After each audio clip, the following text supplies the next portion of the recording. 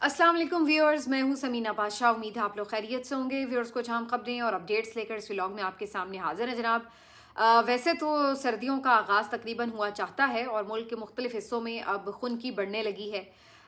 ऐसे में टेम्परेचर तो गिरता है लेकिन जो सियासी दर्जा हरारत है वो बढ़ता चला जा रहा है।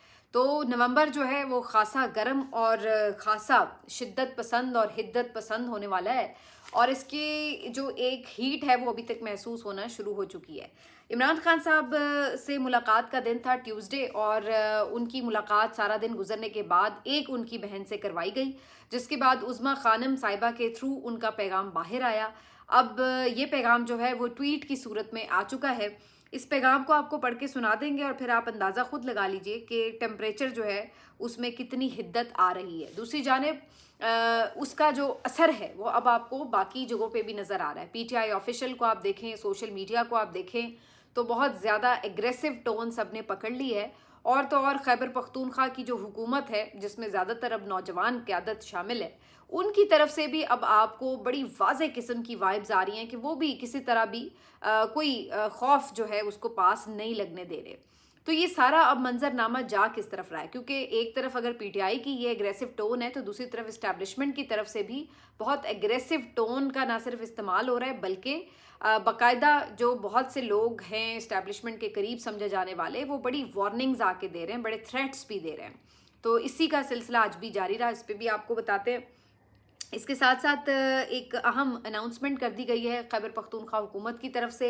महमूद खान चकजई साहब से चीफ मिनिस्टर की मुलाकात भी हुई है, वो भी एक इम्पॉर्टेंट मामला है। और फिर ये भी आपको बताते हैं कि जो आर्टिकल 243 जिसके बारे में तरमीम की गुफ्तगू हो रही है, वो आखिर क्या तब्दील होने जा रहा है, और इसके साथ साथ जो 27वीं तरमीम है इसमें मज़ीद क्या कुछ जो है चीज़ें खुल रही हैं।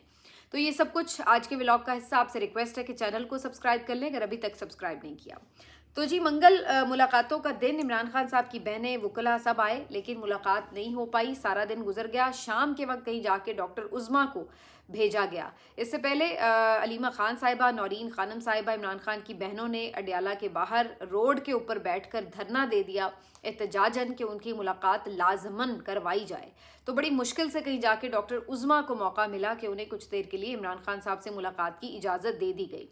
डॉक्टर उज़्मा जब इमरान खान साहब से मुलाकात करके आईं तो उन्होंने उनकी जो हेल्थ कंडीशंस हैं और जो उनकी तबीयत है उसके बारे में तसल्ली बख्श उन्हें करार दिया, और साथ ही उन्होंने इमरान खान साहब का मैसेज भी सब तक पहुंचाया, जो कि अब ट्वीट की सूरत में सामने भी आ चुका है। तो लिहाजा मैं ये ट्वीट ही आपको पढ़ के सुना देती हूँ।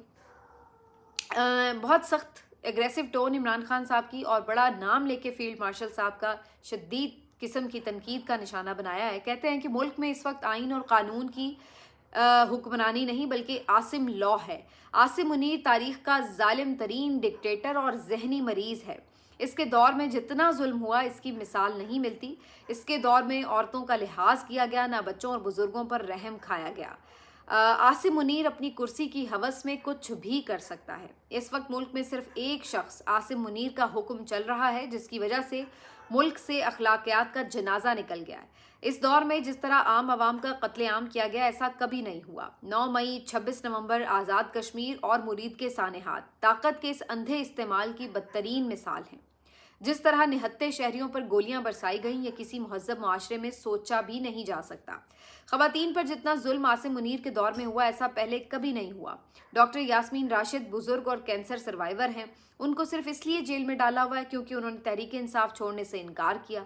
बुशरा बेगम को भी सिर्फ इसलिए कैद तन्हाई में रखा हुआ है ताकि मुझ पर दबाव डाला जा सके। ये कहाँ का कानून है कि जिन्होंने तहरीक इंसाफ छोड़ दी उनके लिए आम मुआफ़ी, और जो मेरे नज़रियात का साथ देते रहे उन पर हर तरह का जुल्म और जबर। हम गुलामी कबूल करने पर मौत को तरजीह देते हैं। आसिम मुनीर मुझ पर और मेरी अहलिया पर हर तरह का जुल्म कर रहा है। ऐसा जुल्म किसी सियासी रहनुमा के अहले खाना के साथ नहीं किया गया। मैं एक बार फिर वाजे करना चाहता हूँ, ये चाहे कुछ भी कर लें, ना ही मैं झुकूंगा और ना ही इनकी बैत करूंगा। मेरा कौम के नाम पैगाम है कि जो कौमें या मौत या आज़ादी जैसा दो टोक और बेबाक नज़रिया अपनाती हैं, उन्हें हकीकी आज़ादी के हुसूल और तरक्की से कोई नहीं रोक सकता। ऐसी उसूल पसंद कौमें ही सुरखरू होती हैं। मैं वाजे करना चाहता हूं कि तहरीक इंसाफ न फॉर्म 47 हुकूमत से मुज़ाकरात करेगी न इस्टेब्लिशमेंट से। ऐसी कठपुतली हुकूमत से मुज़ाकरात का तो वैसे ही कोई फ़ायदा नहीं जिसका वज़ीर आज़म ही पूछ कर बताऊंगा के तहत चल रहा हो। मुज़ाकरात इसलिए भी बेसूद हैं कि जब भी हमने मुज़ाकरात किए हम पर सख्तियाँ और जुल्म मज़ीद बढ़ा दिया गया। इस वक्त सारी ताकत वैसे भी एक फ़र्द वाहिद यानी आसिम मुनीर के पास है जो अपनी कुर्सी की खातिर किसी भी हद तक जा सकता है। मुज़ाकरात के हवाले से फैसला हमारे तहरीक तहफ़्फ़ुज़ आइन पाकिस्तान के इत्तेहादी महमूद खान अचकज़ई और अल्लामा राजा नासिर अब्बास करेंगे। तहरीक इंसाफ के तमाम ओहदेदारों, पार्लियामेंटेरियंस, ILF और सीनियर वकला को हाई कोर्ट्स जाना चाहिए और वहाँ से तारीख लिए बगैर ना उठें, क्योंकि मेरे और बुशरा बेगम के मुकदमात की तारीखें ही नहीं दी जा रही और जानबूझकर मुकदमात को तवालत दी जा रही है ताकि हम जेल से बाहर ना आ सकें। सब जानते हैं कि इन मुकदमात में कुछ नहीं रखा और आखिरकार इन्होंने ज़मीन बोस होना ही है, लिहाजा इनको समाअत के लिए मुकर्रर ही नहीं किया जा रहा। सलमान अकरम राजा पर मुकम्मल एतमाद है। पार्टी से मुतल्लिक तमाम हिदायत और मुलाकात की लिस्ट सलमान अकरम राजा के ज़रिए ही भेजी जाएंगी। सलमान अकरम राजा की जिम्मेदारी है कि वो तमाम हिदायत पर अमल दरामद करवाएं। तो ये जी उनकी आज की गुफ्तगू है और अब इससे ज़्यादा मैं इसमें क्या ऐड करूं, आपको ख़ुद अंदाज़ा है कि 8 से 10 मरतबा कम अज़ कम फ़ील्ड मार्शल आसिम मुनीर साहब का नाम लेकर बहुत ही शदीद तरीन तनकीद का निशाना बनाया इमरान खान साहब ने। तो वो तमाम लोग जो ये काफ़ी कोशिश कर रहे हैं कि जी किसी तरह टेम्परेचर नीचे आ जाए, तो उनको ये एहसास होगा कि ये टेम्परेचर कोई PTI की बाहर मौजूद क़यादत की वजह से ऊपर नहीं है। वो क़यादत जो सिर्फ इमरान खान साहब को फॉलो कर सकती है और इमरान खान साहब की जो बयानात हैं वो पिछले आप कुछ अरसे में देख सकते हैं कि उनके अंदर कोई कमी शिद्दत में नज़र नहीं आती जो वो तनकीद करते हैं। उसकी वजह भी बड़ी वाज़ेह है कि जब बातचीत के ज़रिए भी उनके ऊपर कोई रिलीफ नहीं उन्हें दिया गया, उनके पार्टी के लोगों को रिलीफ नहीं दिया गया, जब उनसे बातचीत को संजीदगी से लिया ही नहीं गया, तो फिर उनके पास ऑप्शन क्या बचा सिवाय इसके कि वो जारहाना कोई भी मूव्स लें, अब वो एहतजाज की सूरत में हो, गुफ्तगू की सूरत में हो, लेकिन वो ज़ाहिर है फिर उनकी एक एग्रेशन तो नज़र आएगा टोन में। आप उन्हें कैद तन्हाई में डाल के बैठे हैं, उनकी मुलाकातें नहीं होने दे रहे और फिर आप क्या कहेंगे कि वो अंदर से आपके ऊपर फूल बरसाएंगे। तो ये टेम्परेचर जो है ये तो नीचे नहीं नज़र आ रहा और आइंदा आने वाले दिनों में मज़ीद तसादुम का ही ख़तरा है। पाकिस्तान तहरीक इंसाफ की तरफ से कुछ प्लानिंग ज़रूर हो रही है। सुहेल आफरीदी साहब ने आज जो अपने महमूद खान अचकज़ई साहब हैं उनसे भी मुलाकात की है, मुशावरत की है, ख़ासतौर पर 27वीं तरमीम जो आ रही है उसके ऊपर भी गुफ्तगू हो रही है और जो मुमकिन अब ये नवंबर का महीना है, इसमें कोई अगर एहतजाज होना है तो उसके हवाले से भी प्लानिंग्स हो रही हैं कि किस तरीके से इसको बढ़ाया जाएगा।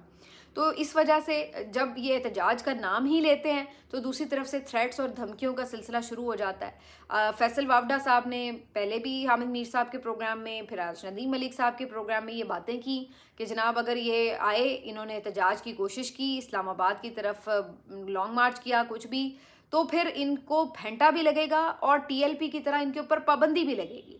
और ये बात उन्होंने रिपीट भी की है कि इस दफ़ा इनके साथ बहुत बुरी होगी अगर इन्होंने इस तरह का सोचा भी।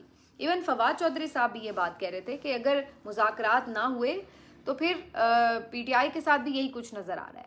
ये सिर्फ सियासतदान ही नहीं कह रहे, ये बहुत से सहाफ़ी भी यही मैसेज लेकर आ रहे हैं कि जनाब यही है। तो जाहिर है कि ये सब अगर कोई बात कर रहे हैं तो कहीं ना कहीं तो ये कहीं डिसाइड हुआ है कि ये मैसेज दिया जाए, तो ये इसलिए मैसेज दिया जा रहा है। तो इससे दो मकसद हो सकते हैं। एक तो ये कि ये PTI यहीं पे संभल जाए और कोई ऐसा अनाउंस ही ना करे, ऐलान ना करे किसी किस्म के एहतजाज का, ताकि इनको ये याद रहे कि भाई हम किसी तरफ पीछे नहीं हटेंगे। और अब तो मेरा ख्याल है PTI को भी कोई गलतफहमी है नहीं, उन्होंने देख चुके हैं। उनको अगर पहले कोई गलतफहमी थी भी कि जनाब लोगों के ऊपर कम अज़ कम स्ट्रेट फायर नहीं होंगे ये वो, तो अब तो उन्हें पता चल चुका है कि इस तरह का कोई लिहाज है नहीं है, किसी भी लेवल तक जो है वो यूज़ ऑफ फोर्स किया जा रहा है। तो इस वजह से उनके जहन में भी ये बात है कि ये अगर थ्रेट्स हैं तो ये मेयर थ्रेट्स नहीं हैं, ये इस तरह कर भी सकते हैं। लेकिन क्या फिर उसके बाद PTI जो है वो कोई एहतजाज अनाउंस नहीं करेगी या कोई सेफ खेलेगी? क्योंकि ये बात तो तय है कि आज डॉक्टर उस्मान साहिबा ने भी बताया कि एहतजाज के हवाले से इमरान खान साहब ने कोई बात नहीं की, ना कोई उन्होंने डेट दी है और ना ही कोई उन्होंने इसके ऊपर फर्दर कोई इंस्ट्रक्शंस दी हैं। तो इससे अब लग रहा है कि मुझे कि अगर फ़िलहाल नवंबर में ये कोई लॉन्ग मार्च नहीं करेंगे, अगर इन्होंने कोई एहतजाज किया भी, जो कि ये प्रोटेस्ट करेंगे 26 नवंबर के वाक़े के ऊपर, तो वो खैबर पख्तूनख्वा की हद तक होगा और वहाँ पर ये कुछ रैलीज़ वैलीज़ निकालेंगे, जैसे पिछले दिनों पहले भी इन्होंने एहतजाज किया था, तो उस टाइप का कोई एहतजाज हो सकता है। लेकिन अगर कोई ये सोच रहा है कि वो कोई फैसला कुन एहतजाज की तरफ बढ़ रहे हैं, जिसमें वो डी चौक आके कोई धरना दे देंगे या कोई फैज़ाबाद को जाके ब्लॉक करेंगे, तो इसकी मुझे कोई इस वक्त नज़र नहीं आ रही सिचुएशन। लेकिन दूसरी तरफ ये ज़रूर है कि जो ये सारी मुलाकातें वगैरह हैं, ये सब कुछ ख़ास तौर पर 27वीं तरमीम तक तो बिल्कुल बंद रहेगा। अब 27वीं तरमीम जो है वो सुना है कि 14-15 नवंबर के दरमियान में कर दी जाएगी, तो उसके बाद क्या हालात होते हैं वो काफ़ी इंपॉर्टेंट मामला होगा। अगर पीटीआई उस तरमीम को रोकने के लिए कोई एजिटेशन की तरफ जाती है, तो फिर काफ़ी ज़्यादा मज़ीद पीटीआई के लिए भी यकीनन मुश्किलात बढ़ाई जाएंगी। और अगर पीटीआई इस पे ज़ुबानी एहतजाज ज़रूर करती है, इस पे तनकीद भी करती है, इसमें ज़ाहिर है वो पार्टिसिपेट तो नहीं करेगी, तो इस सूरत में फिर हो सकता है कि इस तरमीम के बाद कुछ इनके लिए सोचा जाएगा अब इनके साथ करना क्या है। लेकिन जो इमरान खान साहब का मैसेज है, उससे तो लग रहा है कि वो किसी फेवर के लिए देख नहीं रहे, बल्कि वो सीधी बात कर रहे हैं कि आज़ादी या मौत। ये बहुत बड़ा मैसेज है कि जब आप ये कहते हैं कि आज़ादी या मौत, तो इसका मतलब है कि आपके अंदर से वो तो कोई ख्वाहिश ही नहीं रही कि जिसमें आप ये कहें कि जनाब मेरे साथ कोई सेटलमेंट हो जाए, कोई आप दरमियाना रास्ता जो है वो चुनने के लिए तैयार हो जाएंगे। ये तो बहुत क्लियर अनाउंसमेंट है कि आप बिल्कुल दो एक्सट्रीम्स पर हैं कि या तो आप इसी जेल में आप कहते हैं कि मुझे भले मौत आ जाए, और या आप कहते हैं कि भाई फिर हम इनकलाब लेकर आएँ और हम फिर आज़ाद हो जाएं। तो इन दो के अलावा कोई तीसरा ऑप्शन तो बीच में है ही नहीं। अब देखिए, अगर नॉर्मल हालात होते ना, तो मैं कहती कि भाई कोई भी ये जो बड़े बड़े सियासतदान हैं इस तरह की बड़के मारते ही होते हैं जब अपोजिशन में होते हैं, जब कोई तरीके चला रहे होते हैं। लेकिन जाहिर सी बात है वो सिर्फ सियासी बयानात होते हैं। लेकिन जहाँ तक इमरान खान साहब का ताल्लुक है, तो उनकी बात को हम सिर्फ ये नहीं कह सकते कि ये सिर्फ सियासी बयान है। वजह मैं कई दफ़ा बयान कर चुकी हूँ कि इमरान खान साहब जो बातें बड़ी बड़ी कहते थे, वो उन्होंने फिर प्रूफ भी करके दिखाई हैं। अगर वो ये कहते थे कि मैं जेल जाने के लिए तैयार हूँ, तो वो उन्होंने साबित भी किया कि वो वाकई तैयार थे, और 2.5 साल की जेल भी उनका कुछ बिगाड़ नहीं सकी। वो माशाल्लाह सेहतमंद भी रहे, उन्होंने एक दिन भी कोई बहानेबाजी नहीं की कि मुझे जाके अस्पताल में डाल दो, या मुझे कोई मुश्किल हो गई दरपेश, अब मुझे कहीं शिफ्ट कर दिया जाए, कोई हाउस अरेस्ट कर दे। हालांकि ऐसी ऑफर्स उनके पास भी आती रहीं। तो अगर वो ये बात कहते थे, तो इसका मतलब है कि वो इस बात के ऊपर कायम थे। अगर वो ये अपने जलसों में बात कहते थे कि जो आपको डराए वापस उसको डराओ, आपका कोई काम नहीं है कि आप अपने आईनी रोल से बाहर निकल कर जो है वो रूल करने की कोशिश करें, तो ये बात वो सिर्फ बाहर आज़ाद जब थे तब नहीं कहते थे, वो जब अंदर कैद में हैं वो तब भी वो ये बात कह रहे हैं। तो इसलिए अगर इमरान खान साहब ये बात कह रहे हैं कि मैं पीछे नहीं हटूंगा, मैं नहीं झुकूंगा, या आपको आज़ादी देना होगी, या आपको अगर नहीं आज़ादी देनी तो बैत तो नहीं मैं करने लगा, मैं फिर यहीं पे गुलामी, इससे बेहतर है कि मैं जेल में ही मर जाऊं, तो इसका मतलब है कि वो इन पोजीशन से कॉम्प्रोमाइज़ नहीं करेंगे। और ये उसके ऊपर सिर्फ खुद पे नहीं ये चीज़ लागू कर रहे, वो कौम को भी ये बात समझा रहे हैं कि भाई ये बात आप जहन में रखें कि कौमें तभी बनती हैं जब वो एक फ़ैसला कर लेती हैं कि हमने ग़ुलामी की ज़िंदगी नहीं गुजारनी। तो ये उनकी तरफ से खासा सख्त और खासा क्लियर कट मैसेज। उसके बाद फिर जो बाकी उन्होंने बातें की हैं वो तो बिल्कुल स्ट्रेट फॉरवर्ड है, उसमें कुछ एक्सप्लेन करने की ज़रूरत नहीं है। लेकिन एक चीज़ और जो उन्होंने इस पे उनकी बात की है नवाज शरीफ और शहबाज शरीफ साहब की, वो भी मेरा ख्याल है बहुत ऑब्वियस है कि इनके पास कितनी पावर्स हैं, और जो थोड़ी बहुत रह भी गई हैं अब ये ख़ुद अपने हाथ से वो पावर्स ख़त्म करके 27वीं आईनी तरमीम के ज़रिए वो पावर्स भी जो है वो इस्टेब्लिशमेंट के हवाले करने जा रहे हैं। और बज़ाहिर ऐसा लग रहा है कि बिल्कुल अपने खुद ही अपने हाथों से अपने हाथ पाँव काट रहे हैं। तो इस वक्त इनकी ये हालत है। अच्छा, जब इमरान खान साहब कभी सियासी तकरीरों में ये बात करते थे ना कि नून लीग और ये जरदारी ये लोग जो हैं वो अपनी इक़्तिदार के चक्कर में जो है वो मुल्क का नुकसान कर देंगे, ये लोग मुल्क के साथ दुश्मनी पे उतर आएंगे, तो लगता था कि ये सिर्फ सियासी बयान आते हैं और हर कोई सियासतदान जो है वो दूसरे सियासतदान को मुल्क दुश्मन ही साबित कर रहा होता है, और हर सियासतदान जो है वो दूसरे सियासतदान के बारे में यही बातें कर रहा होता है। लेकिन अगर आप 27वीं तरमीम और जो पिछले 3 सालों में जो कुछ भी मुल्क के साथ हुआ है, जिस तरीके से इन्होंने बिल्कुल कबाड़ा कर दिया आइन का, एक पूरा जो आपका ढांचा है रियासत का उसको जिस तरह इन्होंने हिला के रखा है, और ख़ुद अपनी भी जो स्पेस है सियासतदानों की वो जिस तरह सरेंडर कर दी, जिस तरह इदारे तबाह कर दिए, तो उसके बाद ये कोई इतनी वो बात नहीं लगती कि इमरान खान साहब वो सिर्फ सियासी बयानबाजी करते थे। अब आप इससे अंदाज़ा लगा लीजिए कि यहाँ पे भी ये बस नहीं कर रहे, और अपने इक़्तिदार को दवाम देने के लिए अपनी ये नौकरी को, बल्कि इनका इक़्तिदार तो इनके पास है नहीं है, इनके पास कौन सी पावर्स हैं? नून और पीपल्स पार्टी के पास तो कोई इक़्तिदार नहीं है, इनके पास तो सिर्फ नौकरी है। तो अपनी नौकरी बचाने के लिए ये बेचारे जो हैं अब मज़ीद इदारों को खुड्डे लाइन लगा रहे हैं। जो आप कह सकते हैं कि अदलिया की रही से ही कोई थोड़ी बहुत नाम निशानी बाकी रह गई थी, उसको भी ख़त्म करने पर तुले बैठे हैं और ये सारी चीज़ें आसानी से कर देंगे। अभी ये आईनी अदालत बनाने जा रहे हैं, उसके लिए ख़बर आ रही है कि जी काजी फ़ायज़ ईसा साहब का नाम भी लिया जा रहा है कि उनको भी दोबारा कहीं सरबराह बनाया जा सकता है। जबकि मेरी अपनी असेसमेंट और मेरा एनालिसिस ये है कि काजी फ़ायज़ ईसा साहब को आईनी अदालत का सरबराह नहीं बनाया जाएगा, बल्कि जस्टिस अमीनुद्दीन साहब जो कि इस वक्त आईनी बेंच के सरबराह हैं, उन्हीं को आगे आईनी अदालत का सरबराह लगाया जा सकता है। याद रहे कि उनकी इसी नवंबर में रिटायरमेंट भी होने जा रही है और उसी से पहले ये तरमीम आ रही है और इसको बड़ा फटाफट जो है मंजूर किया जा रहा है। इस तरमीम को फटाफट क्यों मंजूर किया जा रहा है? इसकी दो बुनियादी ज़रूरियात हैं जो आपको जहन में रखनी है। पहली बात तो ये है कि जो आर्टिकल 243 है वो बड़ा इम्पॉर्टेंट है और उसको क्यों जो है वो छेड़छाड़ करके क्यों इसी नवंबर में 10-15 दिनों के अंदर ये करना चाहते हैं, वो मैं अभी आपको बताती हूँ। और दूसरी वजह ये भी है कि जो आपकी आईनी अदालत बननी है उसके अंदर भी ये जस्टिस अमीनुद्दीन साहब को रिटेन करना चाहते हैं। तो इसलिए मुद्दत मुलाजमत का इशू भी जो है वो भी ख़त्म किया गया है, उसको भी बढ़ा के 70 साल तक लेके जा रहे हैं।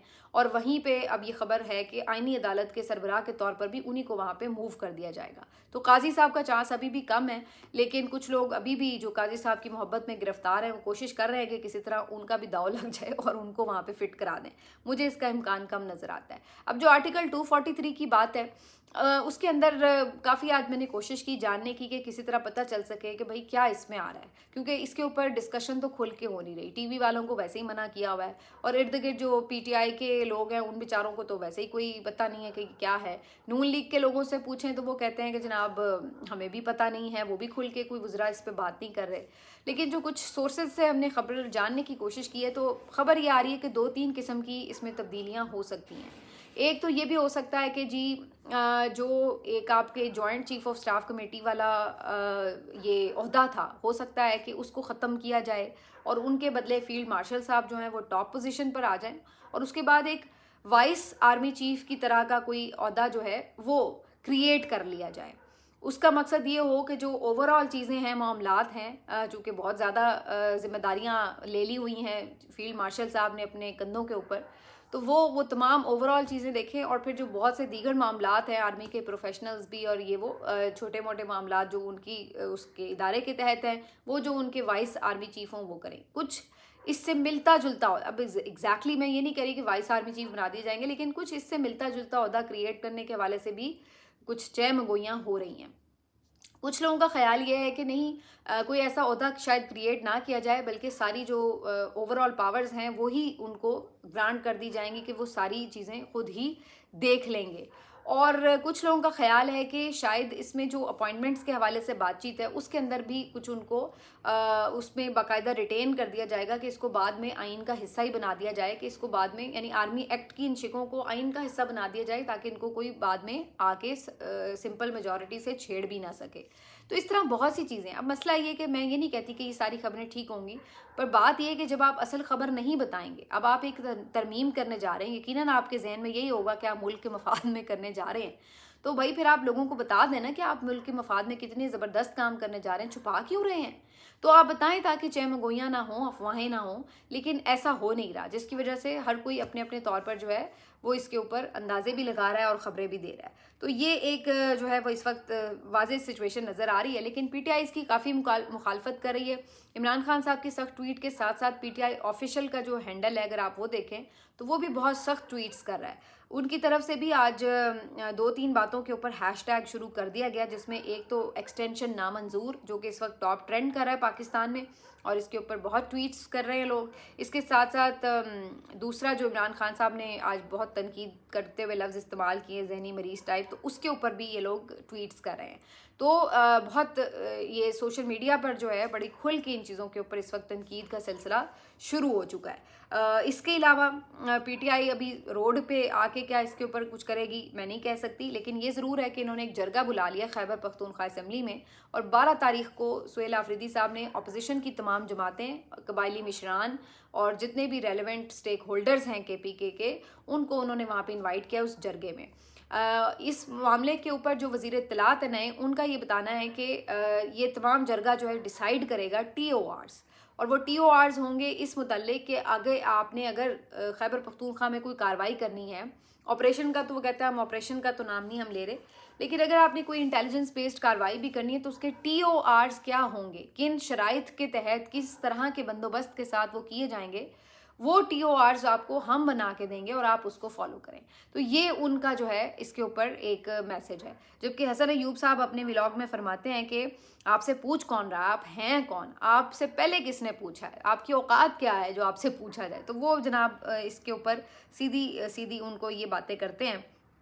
तो ये इस वक्त जो है इन बातों की वजह से भी एक मुसलसल हीट अप हुआ है मामला। बाकी सलमान अकरम राजा साहब के हवाले से जैसे आपको पिछली दफ़ा भी बताया था, इमरान खान साहब को मुकम्मल एतमाद, और जो दो लिस्टों वाली बात थी उसको भी क्लियर कर दिया इमरान खान साहब ने कि जनाब सिर्फ सलमान अकरम राजा साहब ही लिस्ट बनाकर भेजें। जो एक और इम्पॉर्टेंट मामला है वो ये कि 27वीं तरमीम के ऊपर आप हैरान हो गए कि इमरान खान साहब का कोई मौक़िफ़ नहीं आया। तो मुझे ये लगता है कि चूँकि बहुत मुख्तसर सी मुलाकात थी और जो जाने वाली हमशीरा थी उज़्मा ख़ान साहिबा, मालूम नहीं कि उन्होंने इसका 27वीं तरमीम का जिक्र किया या नहीं, या इमरान खान साहब को इस वक्त अखबारात अगर मिल रहे हैं, पता नहीं, अब ये क्लियर नहीं है कि इस वक्त मिल रहे हैं या नहीं, क्योंकि आमतौर पर जब ये मुलाकातें बंद करते हैं तो अखबारात और TV भी बंद कर देते हैं, लेकिन इस वक्त क्लियर नहीं है।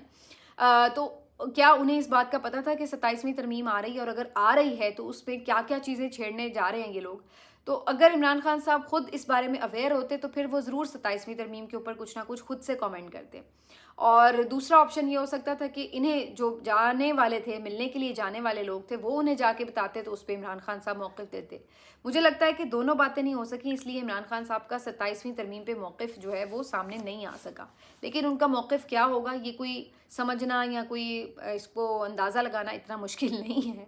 ये तो अगर हम जैसे लोग जो हैं वो बड़े क्लियरली देख सकते हैं कि क्यों हो रहा है और क्या हो रहा है, तो इमरान खान साहब को क्यों पता नहीं चलेगा। तो मेरा नहीं ख्याल है कि इस पे मौक़िफ़ उनका कोई बहुत डिफरेंट होगा, जो उनकी पार्टी ऑलरेडी मुख्तलिफ टॉक शोज़ वगैरह में भी दे रही है, लेकिन अभी उसके ऊपर उन्होंने बाज़ाब्ता मौक़िफ़ वैसे PTI ने भी नहीं दिया है। तो जी ये अभी तक की सारी सिचुएशन है। देखते हैं जी मामलात किस तरफ जाते हैं। मिलते हैं आपसे अगले व्लॉग में। अपना ख्याल रखिए। अल्लाह हाफ़िज़।